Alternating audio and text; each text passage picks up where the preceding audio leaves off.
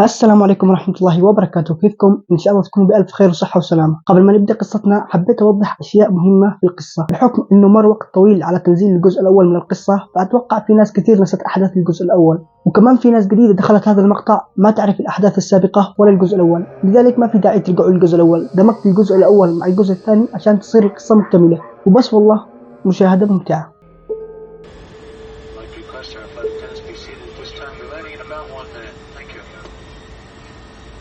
في ديسمبر سنة 1972 تحديدا في الساعة 9 مساء أعلنت ميكروفونات مطار جون كينيدي الدولي إن الطيارة المسؤولة عن الرحلة رقم 401 جاهزة للإقلاع، وعلى متنها 176 مسافر، وكانت متجهة من نيويورك إلى ميامي. وأما عن مدة الرحلة كانت تستغرق ساعتين فقط.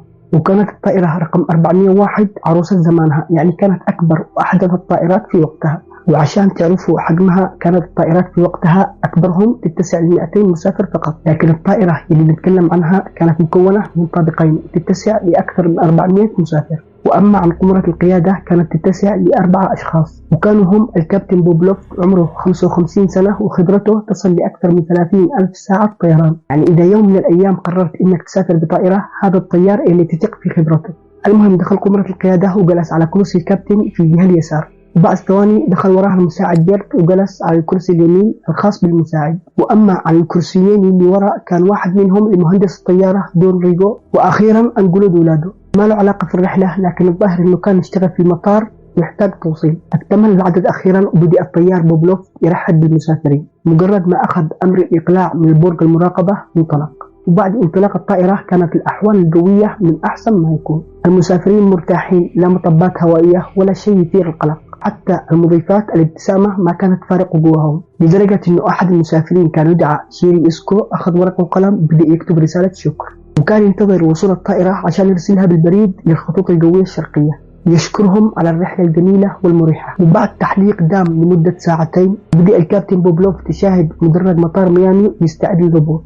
بعد ما قام الطيار بوبلوف بتنزيل الإطارات لاحظ إنه الإضاءة تبع الإطارات مش شغالة، وتحديدا الإضاءات اللي تبين للطيار إنه تم تنزيل الإطارات الأمامية. إذا الإضاءة مش شغال هذا يعني إنه الإطارات ما كانت نازلة. حاول رفع الإطارات ونزلهم مرة ثانية وحاول أكثر من مرة لكن بلا فائدة. أخذ الكابتن بوبلوف اللاسلكي واتصل على برج المراقبة الموجود في مطار ميامي، وقال إنه الرحلة رقم 401 المتجهة من نيويورك إلى ميامي راح تلغي عملية الهبوط مؤقتا بسبب عطل في جهاز الهبوط، وتحتاج وقت حتى يتم إصلاحها. رد عليه موظف البرج قال ما في مشكلة، لكن لازم إنك تتجاوز المطار وتتجه لمنطقة إيفرجلادز، لأن وجودك فوق المطار هذا راح يعطل حركة سير المطار. توجه ناحية المنطقة المذكورة، وهي عبارة عن أرض رطبة ممتلئة بالبحيرات. وصلت الطائرة لمنطقة إيفرجلادز، وشغل الكابتن بوبلوف الطيار الآلي بشكل دائري وخلى الطائرة على ارتفاع 600 قدم. يعني خلي الطائرة تدور حول نفسها على ارتفاع 600 قدم عشان يحلوا مشكلة الإطارات وما ينشغلوا بالقيادة. وبعد ما صار كل اللي تكلمنا عنه، قال المساعد بيرت للطيار بوبلوف إنه مستحيل يكون له عطل في الإطارات نفسها لأنه الطائرة كانت لسه جديدة. رد عليها المهندس دون ريغو قال أوافقك الرأي، لأن الطائرة قبل إقلاعها من مطار نيويورك تم فحصها بالكامل. إذا كان فعلا في عطل فهذا من الإضاءات الموجودة في جهاز الهبوط. اقترب المهندس دون ريغو من الإضاءة الموجودة على جهاز الهبوط، بدأ يفتحها لعله عسى في واحد من الأسلاك مفصول، لكن بلا فائدة. التفت الطيار بوبلوف لمهندس دون ريغو وقال بما إنه نحن متأكدين إنه العطل سببه هي الإضاءات، ليش ما تنزل غرفة الجحيم تشوف إذا كانت الإطارة الأمامية نازلة أو لا. وعشان ما تفهموا غلط، غرفة الجحيم هي عبارة عن غرفة صغيرة موجودة تحت قمرة القيادة، وفيها أسلاك وأشياء كثيرة ومعقدة تخص أجهزة الطائرة وكل شيء فيها. من بين كل هذه الأشياء كان موجودة عين سحرية مشابهة للعين الموجودة على الأبواب، تقدر من خلالها تشوف إذا كانت الإطارات نازلة أو لا. بما إنه نزل غرفة الجحيم اللي ما لنا دخل فيها، خلينا نطلع من الطائرة ونشوف الأجواء اللي تحتها. في منطقة إيفرجلادز اللي الطائرة تحلق على سمائها، كان في صياد اسمه روبرت هو وصديقه على قاربهم يصطادوا أسماك وبعض الحيوانات الموجودة في المنطقة. طفئوا محرك القارب وصفوا على جنب بحيث يأخذوا قسط من الراحة، وكان الجو ظلام دامس، ما في معهم غير الكشاف اللي يستخدموه في الصيد. بنفس الوقت كان الجو هادئ، ما في غير أصوات الحشرات والضفادع حولهم. وفجأة شاف وراهم شعاع قوي، بعده على طول صوت انفجار مدوي. ارتعبوا من قوة الصوت، وقال روبرت لصديقه: اتوقع ايش هذا اللي يحصل؟ معقول يكون صاروخ؟ قال: والله ما أعرف، علمي علمك، شغل القارب خلينا نروح نشوف. المهم شغلوا القارب، بدوا يقتربوا من مكان الانفجار، يسمعوا صوت ناس تستنجي والدخان مالي المكان. يقول روبرت: بعد ما وصلنا للمكان اكتشفنا أن سبب الانفجار هو سقوط طائرة عملاقة على الأرض. طيب بما أنه وصلنا لهذه النقطة، خلينا نرجع 20 دقيقة لوراء نشوف إيش صار داخل الطائرة. إذا تذكروا في الوقت اللي كان فيها المهندس دول ريجو يشوف مشكلة الإضاءات في جهاز الهبوط، تحديدا لما الطيار بوبلوف التفت ناحية المهندس وقال له ينزل غرفة الجحيم. في هذا الوقت بالضبط رجل الطيار بوبلوف اصطدمت بالديركسون والسكان تبع الطائرة بدون ما ينتبه أحد، وهذا الاصطدام كان كافي إنه يوقف تشغيل الطيار الآلي، لأن الطائرة لما تكون في وضع الطيار الآلي مجرد ما الطيار يمسك الديركسون أو السكان، الطيار الآلي يتوقف تلقائيا. وبعد ما توقف الطيار الآلي، الطائرة ما لقت أي استجواب من الطيار ولا أحد تحكم فيها، برمجت نفسها تلقائيا على وضع الهبوط التدريجي، بدأت تهبط إلى أن اصطدمت بالأرض وانفجرت. وعارف إنه في سؤال يدور في ذهنكم، هو إنه كيف الطيار والمساعدين اللي معاه ما انتبهوا لهذا الشيء؟ اسمع الأسباب صدقني راح تقتنع. السبب الأول هو إنه المنطقة اللي كانت الطائرة تحلق على سمائها كانت بعيدة عن المطار والمدن بأميال كثيرة، ما كان في إضاءات ولا شيء، الدنيا كلها ظلام، خصوصا إنه الجو كان مغيم بارتفاع الطائرة 600 قدم فقط. وأما السبب الثاني هو إنه الهبوط كان تدريجي وبطيء، ما في أحد حس إنه الطائرة فيها ميلان أو تسقط. من ناحية أخرى كانت الإضاءة تبع الإطارات شاغلة بالهم. بما إن إحنا عرفنا إيش صار داخل الطائرة، خلينا نرجع للصياد روبرت نشوف إيش صار.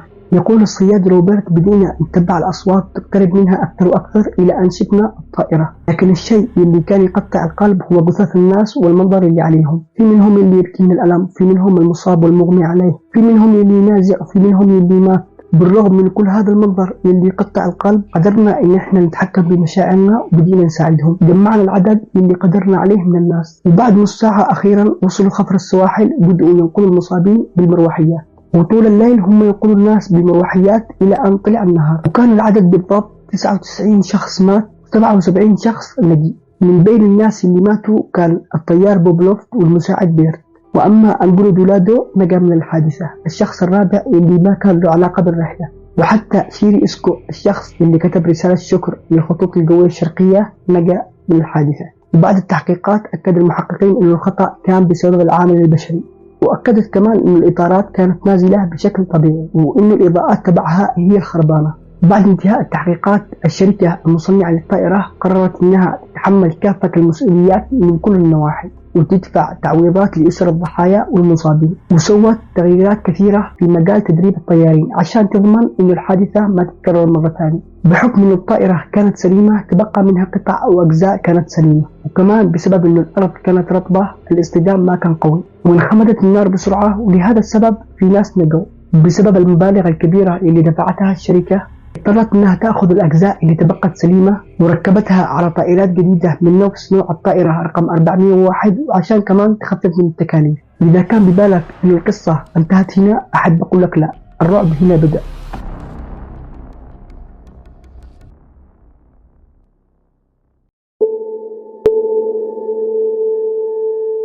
بعد ما الشركة أخذت القطع المتبقية من حطام الطائرة رقم 401، ركبت القطع على مجموعة من الطائرات اللي من نفس نوع الطائرة. وبعد مدة دامت لأكثر من 3 أشهر، بدأ الموظفين يلاحظوا أو يشوفوا أشياء مرعبة داخل هذه الطائرات. وكل ما يقدم شخص من العمال أو الموظفين لهذه الشركة سجل يشكي فيه عن الأحداث اللي تظهر له، الشركة على طول تطرده أو ترسله لطبيب نفسي. استمرت الشركة على هذه الحالة، كل ما جاء شخص يشتكي لهم يطردوه أو يرسلوه لطبيب نفسي، إلى أن جاء يوم من الأيام قرروا 2 من الموظفين إنهم يطلعوا بمقابلة تلفزيونية ويتكلموا عن كل شيء صار معهم بالتفصيل. وفعلا أخفوا جنسياتهم، كل شيء يخلي الشركة تتعرف عليهم بدون المقابلة. في مطار نيويورك الدولي، تحديدا في لوس أنجلوس، كانت الطائرة رقم 318 قيد الصيانة قبل إقلاعها من مطار ميامي. وبعد انتهاء الصيانة وتعبئة الوقود، فتحت المضيفة سيس باب الطائرة وبدأت تستقبل المسافرين وتتحقق من أسمائهم وعددهم. وبعد صعود المسافرين على الطائرة وجلسوا على كراسيهم، لاحظت سيس إنه في شخص زاد عن العدد. استغربت وبدأت بالعد مرة ثانية، لكن فعلا في شخص زاد عن العدد. الشخص هذا كان في الدرجة الأولى من الطائرة وعليه ملابس طيار، ومن ملابسه باين عليه إنه طيار من الخطوط الجوية الشرقية اللي هم الآن في مطارها. وسيس بعد ما شافت عليه ملابس الطيار، إجاتها لحظة إدراك، وهو إنه يمكن طيار يحتاج توصيل من الخطوط القوية الشرقية، لأنه في هذاك الوقت إذا كان في طيار يحتاج توصيل فيطلع مع أقرب طيارة، لكن حتى لو كان يحتاج توصيل لازم إنها تسجل بياناته. اقتربت ناحيته قالت حضرتك أنت طيار عندنا تحتاج توصيل، لكنه ما رد عليها، وحتى قصته خلت سيس تستغرب، وكان حاط الكاب أو القبعة على وجهه وملامحه ما كانت تبان أبدا. رفعت سيس نبرة صوتها شوي وقالت حضرتك ممكن تعطيني اسمك عشان أسجلك عندي في السجل؟ برضه ما رد ولا كأنه سامع شيء. وفي نفس الوقت كان في مضيفة ثانية اسمها ديان كانت تتكلم مع المسافرين بالقرب من المضيفة سيس. التفتت لسيس وعرفت من ملامح وجهها إنها جالسة تواجه مشكلة مع هذا الكابتن. راحت عندها عشان تساعدها، وطول ما كانوا يتكلموا معاه هو واقف مثل الصنم. عصبت سيس وقالت شوفي أنا راح أروح أكلم كابتن جورج وهو يجي يشوف شغله. راحت سيس لقمرة القيادة وكلمت الكابتن جورج عن المشكلة وطلع معاها عشان يشوف إيش صاير داخل الطائرة، لأنه وقت إغلاق باب الطائرة الكابتن هو المسؤول عن كل كبيرة وصغيرة داخل الطائرة. بدأ الكابتن جورج يتكلم معاه وهو برضه ولا كأنه موجود، ما يرد على أي أحد، إلى أن لاحظ مجموعة من المسافرين اللي كانت كراسيهم قريبة من كرسي هذا الشخص إنه في مشكلة تواجه طاقم الطائرة. بعد ما فقد الطيار جورج الأمل إنه هذا الكابتن أو يعلم الله من كان إنه يتكلم، بدأ يقرب يده عشان يشيل الكاب من وجه هذا الشخص ويشوف منه هذا الطيار. وأول ما شال الكاب من وجه هذا الكابتن تشقلب على ظهره وقال مش معقول الكابتن بوبلوفت، وقبل ما ينطق كلمة ثانية بدون أي سابق إنذار اختفى هذا الشخص قدام عيونهم كلهم.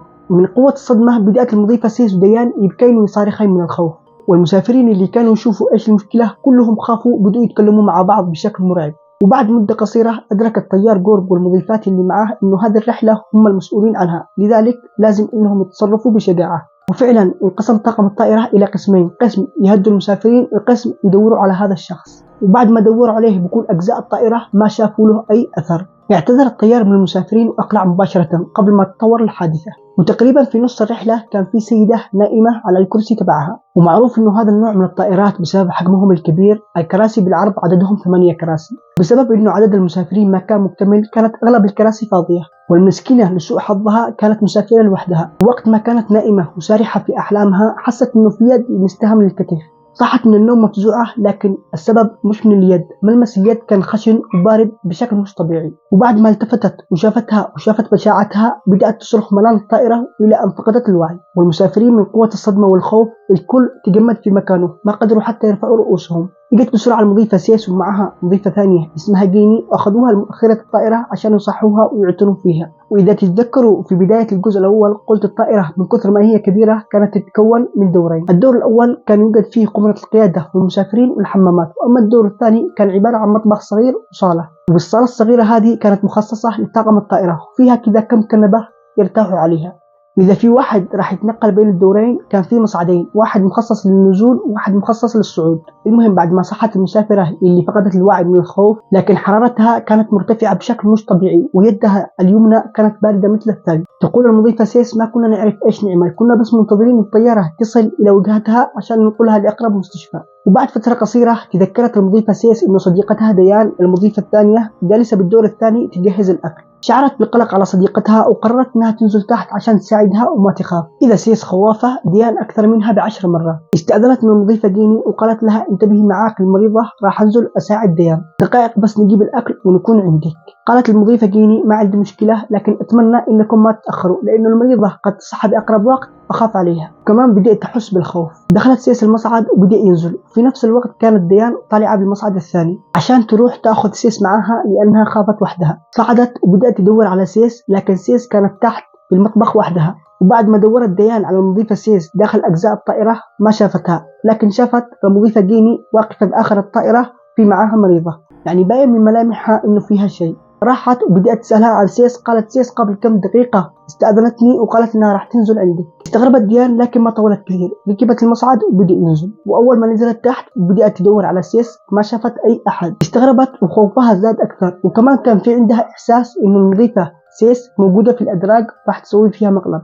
تمسكت نفسها بدأت تحرك الأطباق وتسوي نفسها مشغولة، تنتظر بس اللحظة يلي سيس تطلع فيها وتخوفها. وكل ما يمر الوقت خوفها يزداد أكثر وأكثر، إلى أن فقدت صبرها وبدأت تفتح الأدراج بهدوء، لكن ما شافت أي شيء. وصلت حدها من الخوف وقررت أنها تتجه للصالة لعل وعسى. سيس تعبت ودخلت عشان ترتاح، وكل ما كانت تقترب عند الباب خوفها يزداد أكثر وأكثر ويدها ترتجف أكثر، إلى أن وصلت عند الباب وفتحت الباب ببطء. لكن اللي شافته خلاها انهارت من الرعب. شافت نفس الطيار اللي كان موجود في الدرجة الأولى في بداية الرحلة واختفى، وكان جالس على الكنبة من نفس جلسته على الكرسي، منزل الكاب ويناظر لتحت، ما يتحرك ابدا. واول ما شافته ديان صرخت باعلى صوتها وبدات تركض ناحيه المصعد وتضغط على الازرار بشكل هستيري. تقفل باب المصعد اخيرا وبدأ بالارتفاع، واول ما وصل المصعد خرجت من المصعد وشافت صديقتها سيس بمؤخره الطائره تعتني بالمريضه اللي كانت المضيفه جيني تعتني بها قبل شوي. لما كل واحده شافت الثاني بدأوا يركضوا ناحيه بعض ويحضنوا بعض، وديان منهاره من البكاء وكان وجهها شاحب وباين عليها مرعوبه. واتضح بعدها انه لما المضيفه سيس استأذنت من المضيفه جيني وقررت انها تنزل عند ديان، نزلت ودخلت المطبخ لانه ديان طلعت بالمصعد الثاني عشان تاخذها معها، وكان في عندها احساس كمان انه هي مش وحدها. بدأت تدور على ديان داخل المطبخ وكانت تناديها لكن ما في أي أحد يرد. وفجأة سمعت أصوات طالعة من الصالة، وكان في بالها إنه ديان موجودة داخل الصالة مع واحدة من المضيفات ويرتاحوا. لكن كل ما كانت تقترب ناحية الباب أكثر تزيد الأصوات كثرة وضحك ارتفاع. تقول سيس بعد ما وصلت لحافة الباب وبدأت تتنصت كل شيء تغير فجأة. تغيرت نبرة الأصوات 160 درجة، وحتى صوت صديقتي ديان، وأنا متأكدة إنه صديقتي ديان موجودة معهم، تغير. حتى كلامهم كله تغير وصار غير مفهوم، يتكلموا بأشياء ما أفهمهم أبدا. وهنا عرفت إني بين ناس من العالم الآخر. تماسكت نفسي بصعوبة، اللي كان ما بقى شيء أصرخ بأعلى صوتي، وبدأت أركض ناحية المصعد وطلعت أدور على صديقتي ديان. وفي نفس الوقت اللي كان مصعد سيس طالع، مصعد ديان كان نازل للمرة الثانية. وهنا نستنتج انه في شيء غلط صار، مستحيل يكون اللي صار صدفة. وهذا الموقف بالذات هو السبب الرئيسي اللي خلى طاقم الطائرة يقدموا شكوى للشركة. المهم بعد ما سيس طلعت الدور الاول وديان نزلت الدور الثاني وصار معهم كل اللي تكلمنا عنه قبل شوي، لما قلنا انه كان ببالها انه سيس مسوية لها مقلب، لكن سيس وقتها طلعت متجهة لقمة القيادة عشان تكلم كابتن جورك باللي صار معاها ويجي يشوف ايش المشكلة. لكن للأسف المساعد كان في الحمام، لذلك اضطر انه يخليها تنتظر عشان المساعد يجي ويتحكم بالطائرة. لكن سيس ما كان في عندها صبر بسبب الخوف على صديقتها، قررت انها تستغل الوقت وراحت تدق باب الحمام على المساعد. بعد ما وصلت لمؤخرة الطائرة بالقرب من الحمامات شافت المضيفة جيني ماسكة على راس المريضة وكانت تتقيأ، حرارتها ارتفعت أكثر بشكل مش طبيعي. راحت المضيفة سيس بسرعة مسكت على راس المريضة وقالت للمضيفة جيني روحي بسرعة دقي الباب على المساعد وتعالي انت وكابتن جورك. هنا سيس خلاص يعني صديقتها مختفية والمريضة تعبت أكثر، انهارت. هنا المضيفة وقفت من التقيؤ واستلقت على الأرض من التعب. بعد مدة قصيرة طلعت ديان من المصعد وشافوا بعض هي وسيس وتحاضنوا. وصل الطيار جورد أخيرا وشاف حالة المسافرة وحكى لهم يجتمعوا كل طاقم الطائرة حول المريضة، لأنه الطائرة ما بقي لها شيء وتوصل ولازم إنه يروح يتولى عملية الهبوط. راحوا بدأت الطائرة تهبط وكانت سيارة الإسعاف تنتظرهم على باب المطار. أخذوا المسافرة ونقلوها للمستشفى، وأما عن طاقم الطائرة أخذوهم للمطار وتكفلوا بكامل رعايتهم. وبعد فترة قصيرة عاد طاقم الطائرة إلى مطار جون كينيدي الدولي وراحوا وقدموا سجل يشتكوا فيه للشركة عن اللي صار معهم بالتفصيل. لكن الشركة كالعادة ما كانت تعطي أي اهتمام لهذه الأحداث. أخذت السجل وحطيته عندها في الأدراج كالعادة، ما عارته أي اهتمام. وبعد هذه القصة الخبر بدأ ينتشر وتسرب الخبر إلى الصحافة. في حادث مرعب صار لكنه كان سبب بإنقاذ أكثر من 300 مسافر. في يوم من الأيام كانت الطائرة رقم 313 واقفة على المطار وتحت الصيانة. في هذا الوقت ما كان فيها أي راكب إلى الآن. كانوا في المطار ينتظروا متى تخلص الصيانة ويركبوا طائرتهم. توجه كابتن الطائرة ودخل داخل الطائرة وجلس على كرسي الكابتن ينتظر متى تخلص الصيانة. بعد دقائق معدودة بدأ يسمع أصوات غريبة ومرعبة طالعة من غرفة الجحيم. استغرب لأنه من المستحيل يكون في شخص داخل هذه الغرفة. قام من على الكرسي وبدأ يتوجه ناحية الغرفة بهدوء عشان يشوف إيش يصير بالضبط. لكن أول ما فتح الباب انصدم، شاف شبح المهندس دوريجو واقف تحت، وأول ما نظر له تلاشى بالهواء. الكابتن من الصدمة والرعب تجمد الدم بعروقه، راح بسرعة أخذ جواله عشان يطلع بسرعة من الطائرة. وبنفس الوقت اللي كان فيها الطيار خارج من الطائرة سمع صوت شخص غريب يقول له خلي بالك المحرك فيه عطل. أخذ الكابتن جواله من على الكرسي بسرعة طلع من الطائرة وهو مرعوب مصدوم لأبعد الحدود. لكن رغم الرعب والصدمة اللي تعرض لها قرر إنه يتمالك نفسه ويتأكد من المحركات إذا كانت خربانة أو لا. كلم المهندسين وراحوا برفقته عشان يشوفوا ما إذا كان في محرك فيه عطل أو لا. وبعد دقائق من الفحص اكتشفوا فعلا إنه المحرك الثاني من الجهة اليسار كان فيه عطل، ومن المحتمل إنه يتعطل في الجو. وهذا الموقف هو اللي كان سبب بإنقاذ أكثر من 300 روح. وبعد هذا الموقف الشركة بدأت تخاف على سمعتها أكثر وأكثر، خصوصا إنه الموضوع صار منتشر بشكل كبير جدا. لذلك قررت إنها تنتزع كل القطع اللي أخذتها من حطام الطائرة رقم 401. أخيرا بعد ما انتزعت القطع من على الطائرات اللي من نفس نوع الطائرة رقم 401 اختفت كل الظواهر الغريبة والمرعبة نهائيا. النصيحة اللي نستنتجها من القصة هو إنه لا تشتري قطعة مستخدمة لسيارتك أو لدراجتك أو حتى تشتري بيت مستخدم. لازم إنك تعرف عنه كل شيء قبل ما تشتريه، لأنه قد وربما القطع اللي تأخذها لسيارتك أو لدراجتك تكون مأخوذة من سيارة أخرى صار فيها حادث لا سمح الله، وحتى البيت من المحتمل إنه يكون صار فيها جريمة قتل من قبل. لذلك خليك حذر. كذا نكون وصلنا لنهاية قصتنا، أتمنى إنها تكون عجبتكم، كافية إنها تخليكم تضغطوا زر اللايك وتشتركوا بالقناة. سبحانك اللهم وبحمدك، نشهد أن لا إله إلا أنت، نستغفرك ونتوب إليك. دمتم سالمين. انتظرونا بقصة جديدة بالأسبوع القادم إن شاء الله.